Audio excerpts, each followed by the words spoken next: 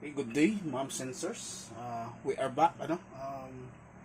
Pagpapatuloy na natin yung discussion natin sa flexural analysis in beams.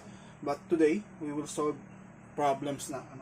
So, meron tayong problems dito, two problems na we are going to solve. So, uunahin natin tong una nating problem. So, bago natin umpisa nito, maisingit ko lang din. I wasn't able to include this on my last video. So, for normal weight concrete nga po pala, ang lambda natin is equals to 1.0. Okay? So, yung na-discuss kasi natin nung nakaraan is for lightweight concrete. Na-miss ko tong normal weight concrete, which is yung mas madalas natin ginagamit. So, my bad. And for lightweight, nabigay natin yung mga values dito nung nakaraan. Less than 1.0 sila. Okay? Yung value niya is less than 1.0. Okay. And then 1.0, pinakamataas is yung ating normal weight concrete. So mag-start na tayo dun sa problem natin. I hope na malinaw tong drawing, although medyo pangit yung pagkaka-drawing ko, ipapaliwanag ko. So meron tayong rectangular beam dito, yung section niya. So basically pag pinutol mo yung beam, kung anong makikita mo dun sa pinagputulan, ito yun, yung cross section niya. So meron siyang steel sa ilalim, tension side, of course compression side ang taas natin, tension side sa ilalim. In-assume natin na nagbe-bend na yan, may stress na dyan. But of course dito sa problem kasi natin, ang problem na to is steel and crack. So wala pang cracking na nangyari. So doon pa lang tayo sa first stage. Yung mga problems na solve natin is doon pa lang sa first stages. And ito, may given tayo dito na area of steel. So nagbigay sila ng 3 inches squared. Although I don't think na magagamit natin ito sa problem. And then yung distance ng steel mula dun sa top fiber or dun sa top part ng beam natin is 15 inch. Of course, itong dimension natin actually is nandun sa center ng cross-section ng steel. Okay? So, hindi lang accurate yung drawing ko. And then, papunta ng baba is 3 inches. So, total, height niya is 18 inches. Okay, so, nandito yung tanong.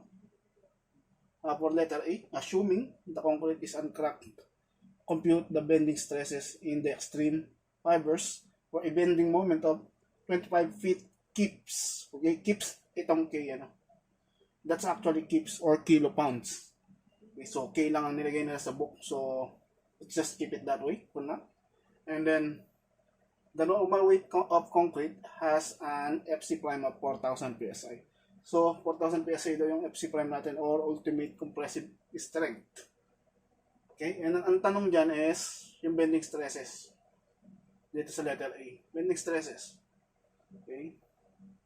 Bending stresses or yung F. Okay. F yung symbol natin for stress. Okay. And then, for letter B is yung cracking moment. Okay. Cracking moment or yung MCR. Let's just, saan natin pwedeng ilagay? Dito na lang, MCR, So, itong dalawa. For letter A, yung F or yung stress, bending stress. And then MCR. So, ang formula natin for bending stress, napag-usapan na natin na nakaraan yan. Bulayin ko lang muna to.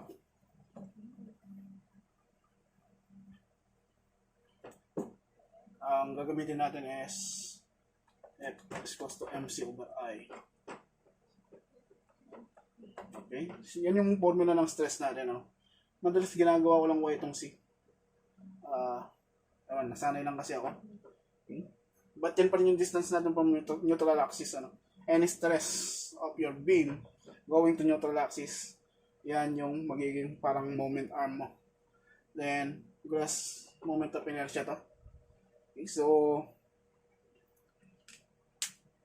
hinahanap dun sa pangalawang question natin is cracking moment. So, alam naman natin, kailangan nating, para makuha natin cracking moment, kailangan natin yung value ni FR o ni modulus of rupture. Magkapartner yan, di ba?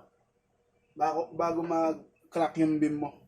Okay, bago mag-crack yung beam mo, kailangan maabot niyo muna yung FR or yung cracking moment. Okay, so sa bending moment tapos sa stress naman is yung FR. So may formula tayo ng FR. Ang gagamitin natin dito is yung English. Okay, English for normal weight concrete ito. Nagbigay tayo ng mga formulas before sa mga videos natin, and then ito yung madalas na ginagamit natin ng dalawa. Okay, ito sa taas is 7.5 lambda square root of FC prime. In PSI siya, so ito yung gagamitin natin in English.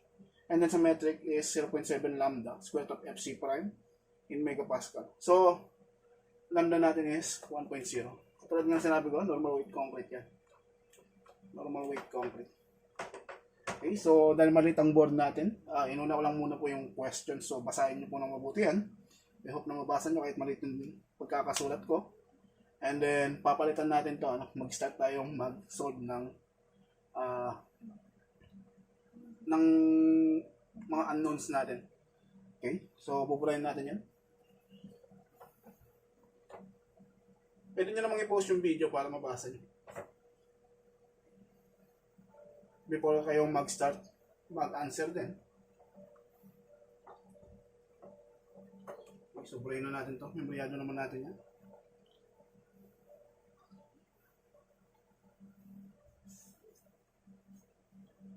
Yung value nga pala ni M dito, moment, bending moment is may either be less than or equal kay MCR or cracking moment. Kasi hindi ka pa nagka-crack. So, yung value niyan is pwedeng mas mababa kay MCR or sakto lang sa kanya or equals lang sa kanya. So, yung gagamitin natin formula is ganito lang din for both questions. Magkaiba lang is kailangan FR na tong stress mo dito or modulus of rupture na yan para maging MCR to. So, kailangan natin makuha yung Y sa kayong IG lang. Okay, so una, maglagay muna tayo ng mga given. So, given tayo. Given.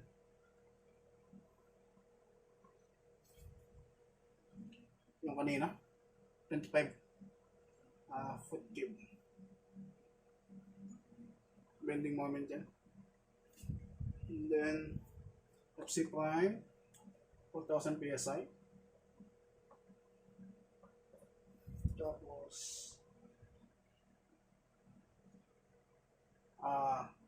yan, yung given natin. And then, yung unknown natin is find F in 25 foot cubes. Okay. Ito yung una. And then pangalawa is MCR o cracking moment. Okay. So ayan.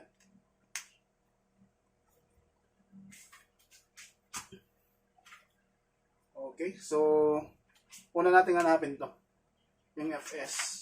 So para magawa natin yung yung problem natin dito tayo sa una, para makuha natin yan, sulat muna natin yung formula niya. Which is yun nga, moment, tapos gagawin ko ng Y yung C, nasanay ako dyan, IG.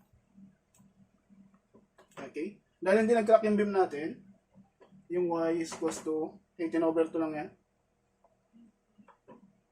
or 9 inches. Okay? So, nandito lang siya sa gitna.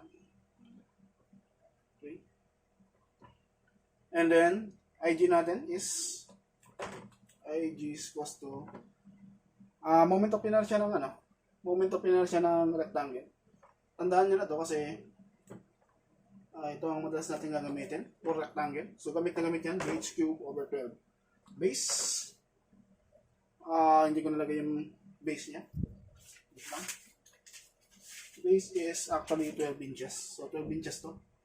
Yung lapad 12 inches po yan. 12. Tapos H or 18. Okay. 18 cube over 12.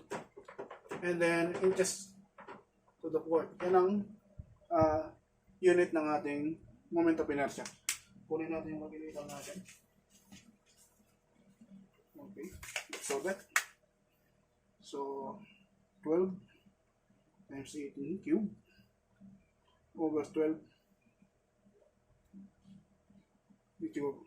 Okay, 1,232 inches to the fourth.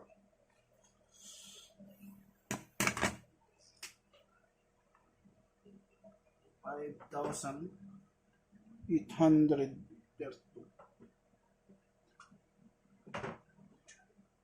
Ito yung ating gross moment of inertia. And then meron na tayong Y. Given na rin naman yung ating 25 foot kips, ano? So ilalagay ko lang yung susunod na, yung isang board pa natin dito kasi napakalit talaga ng board, so mahirap mag-solve. But tandaan nyo na lang po ito, So na-solve na natin itong 5,832 inches to the port. Yung gross moment of inertia, and then yung Y natin is 18/2, which equals to 9 inches. So ito yung hinahanap natin, yung stress. And then given naman na to, isasabi lang natin dito yan. Although meron lang tayong konting babaguhin dyan. Okay, so sabi muna natin.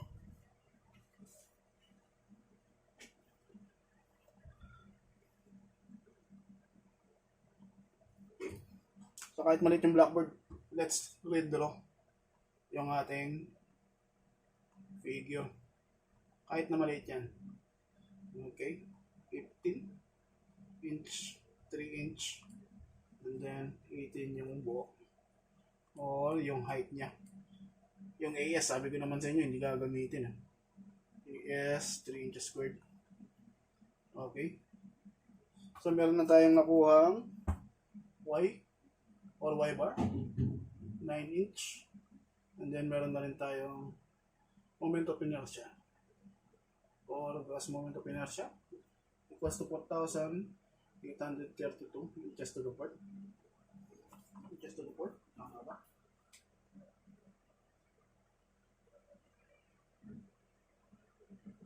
Yes. Yes na yes, tama? No, it's actually 5,000. Kala ko 4,000. Okay. So 5,000. So pwede na natin isab sa formula yan. Although gawin muna natin is, sabayin na lang natin. So let's solve. Lagyan na natin dito yung 25 foot kips. So ang gagawin ko is alisin ko yung kilo dun sa kips. So magiging pounds na lang siya. So wala nang kilo pounds. Gagawin ko na lang 25,000 yan. So times 10 raised to 3 kasi yun yung kips. Okay. So foot, pounds. Okay. So kailangan kasi natin yung yung magiging value natin dito sa F or sa stress is magiging PSI para may compare natin siya dun sa modulus of rupture. So i-convert pa natin yan, yung feet into inches. So paano natin convert yan? Of course, 1 feet equals to 12 inches. Cancel lang. Okay, so yan yung moment natin from this formula. My over IG. Okay, so okay ng moment natin. Y tayo. Y is 9 inches. 9 inches. Tapos all over IG, 5,832 inches to the port. So makuha natin yung F. Okay, calculate na naman tayo. Hindi na ako sanay. 5,000 times 12/1. Okay. And then 9 inch. And then all over 5,832 inch. So 462.7 or 96. 462.96 PSI. So ayan po yung sagot dun sa una. And then kunin natin yung F4 natin. So requirement to para masagot natin yung pangalawang tanong, para makuha natin yung MCR. So yung formula natin for English, which is 7.5 lambda square root of FC prime. And yung FC prime natin is 4,000, if I'm not mistaken. Okay. 4,000. Okay. So sub 0.5 lambda is 1.0 for normal weight concrete. 4,000. Okay. Solve natin. 7.5, 1.0 square root of FC prime, 4,174.34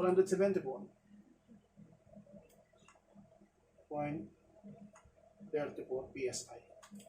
So, ito yung FR natin. So, mas malaki siya. Mas malaki siya kaysa doon sa F or stress ng concrete. So, lagyan na lang natin to as FC. So, mas malaki siya dito kasi 462 lang to. So, ito yung stress mo ngayon sa beam mo. Okay, ito yung nag-a-act. So, hindi siya nagka-crack kasi hindi pa siya lumampas dito sa modulus of rupture mo o yan, or sa cracking moment. So, yung susunod na gagawin natin, isusunod na natin yung cracking moment. So, I want you to take note of this. Okay, yung FR natin or yung modulus of rupture. And then, so, ito lang din naman kasi ang gagamitin natin formula. So, gagawin lang natin FR yan, MCR, and then Y and IG is the same. Okay, so, parehas lang yun. Tumaas lang yung value ng MCR mo. Isang formula lang yung, tumaas lang yung value ng moment mo. Umabot lang siya doon sa boundary. And then yung stress yun, naging modulus of rupture lang. Nag-iba lang yung tawag mo, pero isang formula lang yan. Okay, so, parehas lang yung Y and IG mo dyan. So, gagawin natin kung ano si MCR. I-sub natin si FR dito. So, kunin natin yung isang board ulit.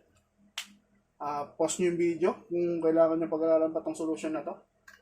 Okay, so, pupunta tayo dun sa susunod na board natin. Doon sa isang board natin, buburahin natin ulit yan kasi mas malaki siya. And gusto ko mas makita yung solution na maayos. Okay, so, tandaan nyo lang to. Yung FR natin.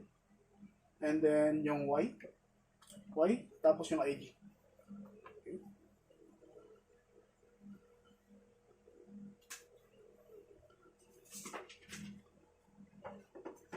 Okay, so balik tayo dyan sa ano natin yung so buburahin lang natin itong sa right part niya.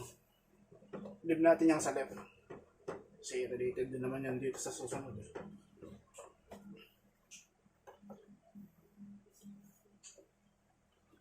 Okay. So, tuloy na natin. F4 equals to MCR times Y over IG. So, MCR, FR, value ng FR natin, 474.34 PSI. Value ng IG natin is, saan na yun? 8,832 inches to the fourth yan. Okay, to the fourth. And then yung Y natin is 9 inches. 9 inches. Okay? So, kukunin natin yung value ng MCR. Ang gawin natin is MCR equals FR times IG. So, cross multiplication, divide Y. Cross multiplication tayo. Para yung lalabas na result, madali na lang lagay sa calcu. And then, yun na mismo yung sagot. So, mag-a-adjust na lang tayo ng konti. Yung FR natin is ipakita natin yung mga units para makita natin cancellation cancellation ng mga units. So, yung PSI is pounds per inches squared. Okay? So, ano lang natin yan, abbreviation lang yung PSI. Dapat alam natin yan, 9 inches. Ay, 9 inches ka ako na. IG nga pala, IG. So, 5,832 inches to the fourth tayo. Inches to the fourth. Tapos Y plus to 9 inches. Okay? So, gawin natin, cancel na natin yung inches dito sa baba. Magiging cube lang yan. Cancel din natin to. Okay? So, may matitira dyan, isa na lang. Okay? Inches. So, ang magiging value natin dyan is magiging pounds inch. Okay? Ganito yung mga moment natin, di ba? Ganyan yung mga units nila. Okay? Okay, 474.34 times 5,832 inch to the 4 divided by 9 inches. So, meron tayo nakuha dito, malaking value. 307 372.32 pounds inch.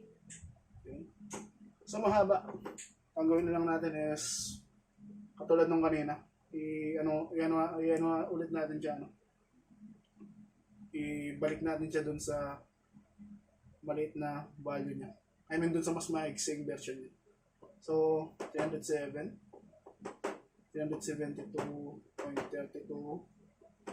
Gawin natin ulit siyang feet. Okay, feet. So pounds inch times 12 inch tayo sa baba. Tapos 1 foot. So cancel. So, magiging foot inch.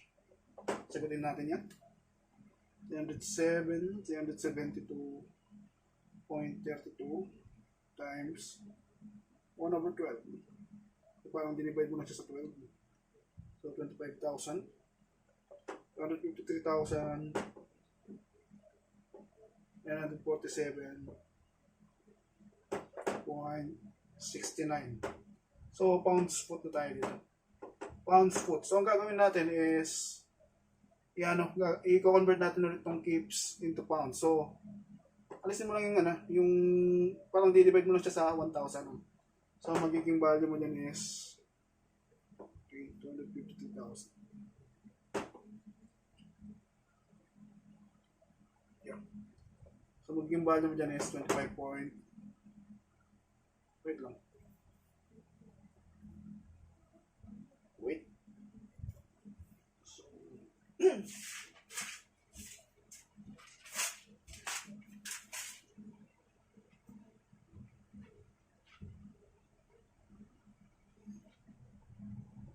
parang may mali dun sa value natin. Wait. I'm gonna have to redo it. 474.34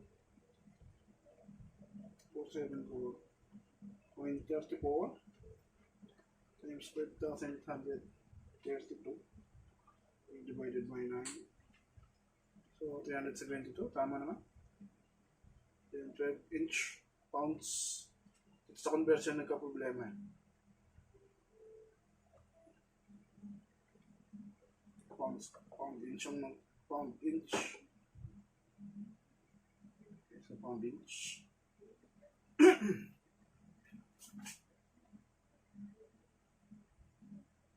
Divide natin. 372.32 divided by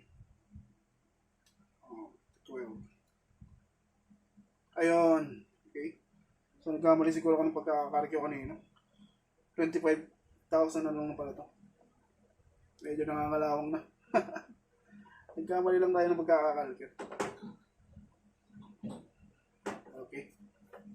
So, okay. Ito pala yung sagot. Same pa rin, divide mo pa rin siya ng 12. Mali lang ako ng pagkakatype sa calculate kanina.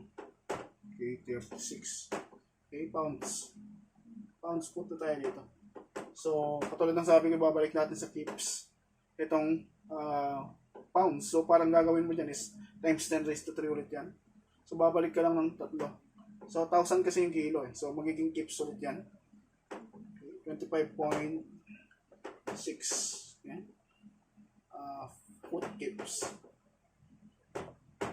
Foot kips. So, foot kips din yung given natin na moment kanina. Binalik lang natin. Tama na to actually. Tama na to. Masyado mahaba lang yung sagot. Kaya binalik natin dito. Parang parang binalance mo lang siya. Okay, so tapos na tayo dun sa unang problem. I'm gonna have to pause the video para mag-prepare dun sa susunod na problem. And then, yeah, tutuloy natin sa susunod na problem. Sa ngayon is, pause ko muna yung video. And guys, I decided nga pala na ituloy na lang natin yung susunod na problem dun sa next video. So, ihiwalay ko na siya dito sa main video na to kasi hindi ko napansin na napahaba yung discussion. Kumain tayo ng almost 25 minutes dito lang sa video na to. So, Gagawin na lang natin yung next problem dun sa susunod na video, lalo mas complex kasi yung sample na yan. Okay, so iiwalay ko na lang siya. Baka hindi ko siya ma-upload agad. Okay, so ito yung una nating problem. I hope na na-gets nyo. Lalong-lalo yung cracking moment, ano. Napakadali lang niya. Okay, so malaga-malaga yan. Malabas sa board exam yan. Okay. So bago mag-crack yung beam mo, tandaan mo si MCR saka si FR. So nakuha natin yung value ng MCR natin dito. Bigyan mo na lang ng sulat. Pero tutuloy natin yung susunod na problem doon sa next video na ano. So sa ngayon, thank you for listening and see you on the next video. Peace.